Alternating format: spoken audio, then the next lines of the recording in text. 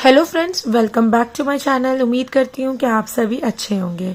तो जैसे ही आप जानते हैं कि पिछली क्लास में हमने कबीरदास के भेष को अंग साखी की सप्रसंग व्याख्या की थी। अगर आप में से किसी ने वो क्लास अटेंड नहीं की थी तो आप वो जाके क्लास देख सकते हैं। आपको इसी वीडियो की प्लेलिस्ट में वो आसानी से मिल जाएगी।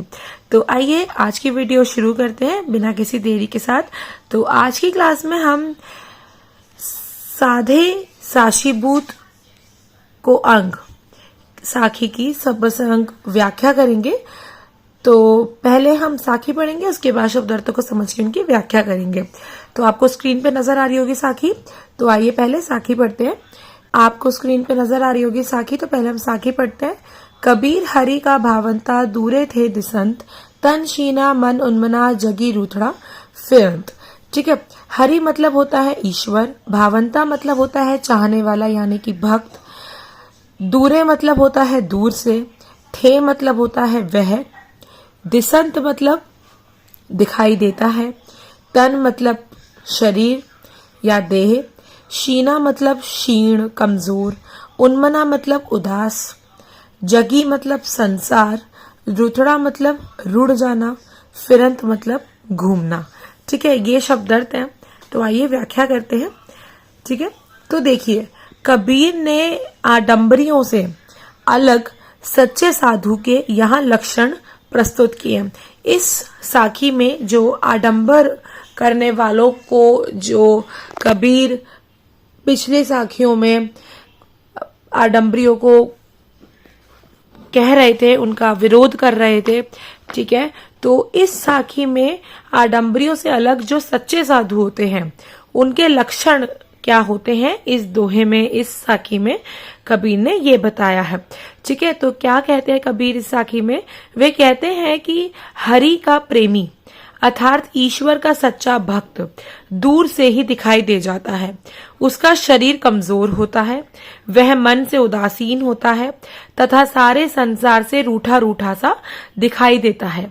अर्थात सच्चा साधु सज्जन दिखावा नहीं करता, वह तो उदासीन, ठीक है, और अनमना सा रहता है। उसे संसार से कोई लगाव या आकर्षण नहीं होता है क्योंकि वो सब कुछ त्याग चुका होता है। ठीक है। वो सिर्फ ईश्वर प्रेमी होता है। उसको संसार के लोगों से, संसार की मोह माया से, संसार के किसी भी चीज से उसका कोई लेना देना नहीं होता है। इसलिए संसार से उसको कोई भी लगाव नहीं होता, कोई भी आकर्षण नहीं होता, कोई भी मोह माया नहीं होती, कोई छल कपट नहीं होता। ठीक है। तो ये जो लक्षण बताए हैं ये कबीर ने एक सच्चे साधु के बताए कि उसका जो शरीर होता है वो कमजोर होता है, उसका मन उदासीन होता है और वो सारे संसार से रूठा रूठा सा दिखाई देता है क्योंकि वो मुक्ति की तरफ होता है। ठीक है। इसलिए तो यहाँ पे इस साखी का अर्थ ये है। कबीर हरि का भावंता, हरि का भावंता मतलब कबीर यहाँ पे ये कह रहे हैं कि जो ईश्वर का, हरि का भावंता कि जो ईश्वर का सच्चा भक्त है, ईश्वर को चाहने वाला जो भक्त है, दरी वे दिसंत कि वो दूर से ही दिखाई दे जाता है। दिसंत मतलब क्या होता है? दिखाई दे जाना। तन शीना मन उन्मना, तन शीना मतलब तन जो है, जो शरीर है, देह है, वो कमजोर होती है। मन उन्मना, मन जो होता है वो उदास सा होता है। जग रूठड़ा फिरंत, और वो सारे संसार से रूठा रूठा सा दिखाई देता है और उसको कोई भी संसार से कोई लगाव आकर्षण नहीं होता है। वो बस जग से रूठा हुआ सा घूमता रहता है। फिरंत मतलब घूमता रहता है, इधर से उधर घूमते रहते हैं। आपने देखा भी होगा कि जो सच्चे साधु होते हैं वो बस, मैं अगर अंग्रेजी में आपको बताऊं तो वो माइग्रेशन करते रहते हैं, एक जगह से दूसरी जगह जाते रहते हैं। ठीक है। तो इस तरीके से यहाँ पे कबीर ने सच्चे साधु के लक्षण बताए हैं। ठीक है। तो संदर्भ में आप क्या लिखेंगे कि प्रस्तुत दोहा भक्तिकालीन निर्गुण काव्यधारा के प्रतिनिधि कवि संत समाज सुधारक कबीर दास द्वारा रचित है। ये जो दोहा है या साखी है, दोहा किसे कहते हैं? जो दो लाइंस का होता है, दो पंक्ति का होता है, उसको दोहा कहते हैं और यही साखी है। ठीक है। तो ये जो दोहा है वो माता प्रसाद गुप्त द्वारा संकलित प्रवर्तक कबीर ग्रंथावली से सदा साशीभूत को अंग से लिया गया है। प्रसंग में आप क्या लिखेंगे कि कबीर इस दोहे में भार्य आडंबर करने वाले अज्ञानी लोगों का विरोध कर रहे हैं। वह उन लोगों को सही मार्ग दिखा रहे हैं जो बाहर तीर्थ स्थलों में घूमते रहते हैं और अपने अंदर झांक कर नहीं देखते हैं, जहां उस निर्गुण की सच्ची सत्ता विराजमान है।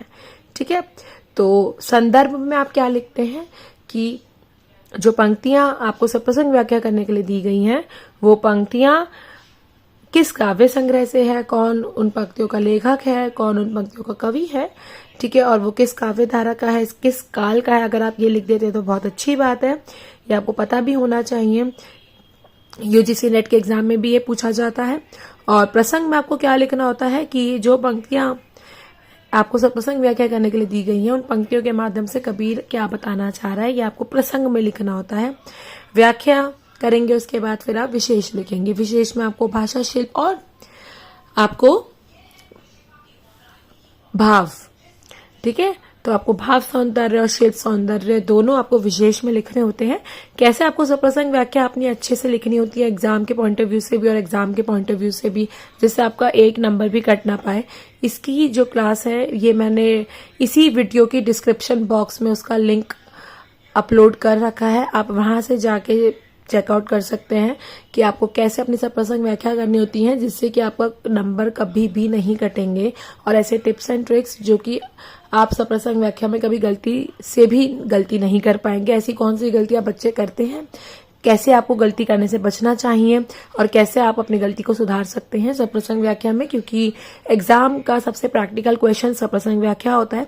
तो अगर आप सप्रसंग व्याख्या में अच्छे से संदर्भ लिखेंगे, प्रसंग लिखेंगे, विशेष लिखेंगे, विशेष व्याख्या लिखेंगे, विशेष में आप भाव सौंदर्य शिव सौंदर्य दोनों लिखेंगे, तो अगर आप इस प्रैक्टिकली वे में अगर आप सप्रसंग व्याख्या करते तो आपके नंबर कहीं नहीं जाएंगे।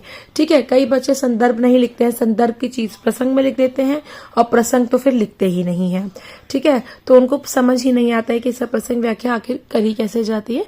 तो वही मैंने उस क्लास में बताया है आपको, तो आप वो क्लास इसी वीडियो के डिस्क्रिप्शन बॉक्स में आपको लिंक मिल जाएगा, वहां से आप इस क्लास को आसानी से देख सकते हैं और आपको इसी वीडियो की प्लेलिस्ट में भी वो क्लास मिल जाएगी, तो वहां से भी आप देख सकते हैं। ठीक है, बढ़ते हैं आगे। इसी साखी के आप विशेष में क्या लिखेंगे कि जो छंद है वो दोहा छंद है, दोहे में लिखी गई है ये साखी। कबीर ने अपने दोहों को साखी कहा है, जो ज्ञान की आंख है। राजस्थानी शब्दावली की प्रधानता है, कबीर की भाषा सदुकड़ी है, छंद में गेयता है, लयात्मकता है, प्रबोधन शैली है, प्रसाद गुण है। कबीर दोहे के छोटे क्लेवर में बड़ा अर्थ भरने का गुण रखते हैं, यानी कि कम शब्दों में गहरी बात रखने का गुण रखते हैं। जैसे कि हमने देखा कि 2 पंक्तियों की साखी में उन्होंने गहरी बात कही है। ठीक है, साधु का अर्थ जोग्या वस्त्र पहनने से नहीं होता, भीख मांगने वाले से नहीं है। कि अगर कोई साधु जो है वो जोग्या वस्त्र पहनने से है तो वो साधु बन गया, या भीख मांगने वाले से नहीं है। ठीक है, साधु जीवन से असारता का भाव रखता है, मतलब उसको कोई मोह माया आकर्षण नहीं होता है संसार से, उसके जीवन से। ठीक है, तो ये सब आप विशेष में लिखेंगे। ठीक है, तो कैसे आपको साखी का अर्थ लिखना होता है ये मैंने आपको अच्छे से समझा दिया, और बाकी कैसे आपको सप्रसंग व्याख्या करनी होती है इसकी वीडियो आपको डिस्क्रिप्शन में मिल जाएगी इसी वीडियो के। तो आगे बढ़ते हैं इसी साखी की अगली दोहे पर। ठीक है, पहले हम उसी तरीके से साखी पढ़ेंगे, उसके बाद शब्द अर्थों को समझ के व्याख्या करेंगे। ठीक है, तो आगे बढ़ते हैं। कबीर हरि का भावंतास, जीपा पंजरतास, रेड़ी ना आवे निंदड़ी, अंगी ना चढ़ई मास। ये कबीर की एक साखी है, तो हम शब्द अर्थों को देखते हैं। हरि मतलब ईश्वर, भावंता मतलब भक्त, चाहने वाला। ठीक है, जीपा मतलब क्षीण कमजोर, पंजर मतलब कंकाल हड्डियों का ढांचा। ठीक है, अंगी मतलब अंग, चढ़ाई मतलब चढ़ना, तास का मतलब क्या है, अनुसार। ठीक है, रेणी का मतलब है रात्रि, और निंदड़ी का मतलब है नींद। तो आइए व्याख्या देखते हैं। पिछली साखी की तरह ही कबीर ने इस साखी में भी सच्चे साधु अर्थात ईश्वर प्रेमी, सच्चे ईश्वर प्रेमी की दशा बताई है कि ईश्वर का सच्चा प्रेमी कभी देहिक रूप में सुखी नहीं दिख सकता। उसकी देह तो हड्डियों का कंकाल बन जाती है, क्योंकि ईश्वर के वियोग में उसकी ऐसी दशा हो जाती है। उस प्रेमी को रात भर नींद भी नहीं आती है और न ही उसके तन पर मांस चढ़ता है, अर्थात उसका शरीर पनपता है। तो इस साखी में कबीर ने एक सच्चे ईश्वर प्रेमी, एक सच्चे साधु की दशा बताई है कि जो सच्चा साधु होता है वो कभी भी अपना देहिक रूप में सुख नहीं देखेगा। ठीक है, उसके जो देह है वो हड्डियों का कंकाल बन जाती है, क्योंकि ईश्वर के वियोग में उसकी ऐसी दशा हो जाती है। ठीक है, वो अपने देह पे इतना ध्यान नहीं देता कि मैं ऐसा क्यों दिखने लग गया हूँ, ये है वो है, उसको इतना आकर्षण नहीं रहता। उसका सिर्फ एक ही तरफ ध्यान होता है और वो होता है ईश्वर की तरफ ध्यान।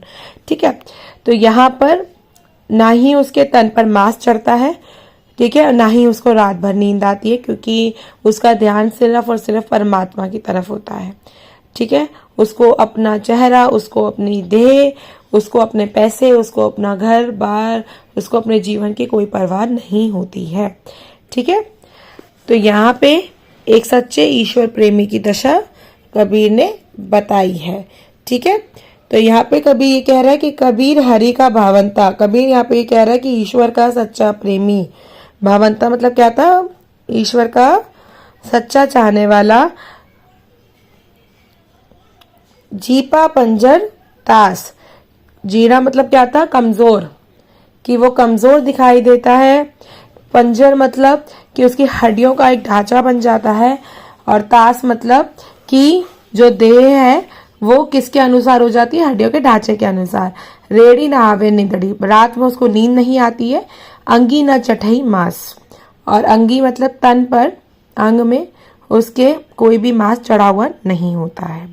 ठीक है, तो यहाँ पर आप संदर्भ में क्या लिखेंगे, संदर्भ में आप वही लिखेंगे जो आपने पिछले साखी में लिखा है कि प्रस्तुत दोहा भक्तिकालीन निर्गुण काव्य धारा के प्रतिनिधि कवि संत समाज सुधारक कबीरदास द्वारा रचित है, और ये दोहा माता प्रसाद गुप्त संकलित प्रवर्तक कबीर ग्रंथावली में साधे साशीभूत को अंग से लिया गया है।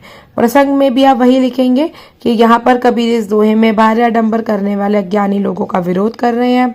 वह उन लोगों को सही मार्ग दिखा रहे हैं जो बाहर तीर्थ स्थलों में घूमते रहते हैं और अपने अंदर झांक कर नहीं देखते हैं, जहां पर उस निर्गुण की सच्ची सत्ता विराजमान है। ठीक है, विशेष में आप क्या लिखेंगे कि दोहा चंद है, राजस्थानी शब्दावली की प्रधानता है, कबीर की भाषा से दुखड़ी है, छंद में गेयता है, लयात्मकता है, प्रबोधन शैली है, बिंबात्मकता है, प्रसाद गुण है। ठीक है, कबीर दोहे के छोटे कलेवर में बड़ा अर्थ भरने का गुण रखते हैं। ठीक है, साधु का जीवन असारता का भाव रखता है, यहाँ पर आप ये बताएंगे विशेष में। तो दोहा छंद है या भाषा से दुखड़ी है कबीर की, ये सब आपका आ जाएगा शिल्प सौंदर्य में। और भाव सौंदर्य में क्या आएगा कि जो कबीर है उन्होंने साधु के जीवन, एक सच्चे साधु के जीवन की दशा बताई है। ठीक है, देहिक रूप में। तो इस तरीके से आप पंक्ति के भाव रूप को भाव सौंदर्य में बताएंगे। इस तरीके से आप इसकी सप्रसंग व्याख्या करेंगे। ठीक है, तो साधे साशीभूत को अंग की हम दोनों साखियों की सप्रसंग व्याख्या अब आपको अच्छे से समझ आ गई होगी। ठीक है, तो अगर आपको कोई भी डाउट हो, कोई आपको अर्थ समझ नहीं आ रहा हो, तो वो आप मुझसे कमेंट में पूछ सकते हैं। और अगली क्लास में हम अगली साखी की सप्रसंग व्याख्या करेंगे, सारग्राही को अंग की। ठीक है, तो फ्रेंड्स, अगर आपको ये वीडियो अच्छी लगी हो, ये क्लास पसंद आई हो, आपको अच्छे से समझ आया हो, तो ज़रूर आप इस वीडियो को लाइक कीजिए, सपोर्ट कीजिए, अपने फ्रेंड्स और क्लासमेट्स के साथ इसको शेयर कीजिए। और ऐसे ही हिंदी रचनाओं के महत्वपूर्ण प्रश्नों के लिए, जो आपकी परीक्षा के लिए बेहद महत्वपूर्ण है, और उनकी व्याख्याओं के लिए इस चैनल को जरूर सब्सक्राइब कीजिए। आप हमारे इंस्टाग्राम और टेलीग्राम चैनल से भी जुड़ सकते हैं अपडेट्स के लिए। तो फ्रेंड्स, मिलते हैं अगली वीडियो में, तब तक के लिए गुड बाय।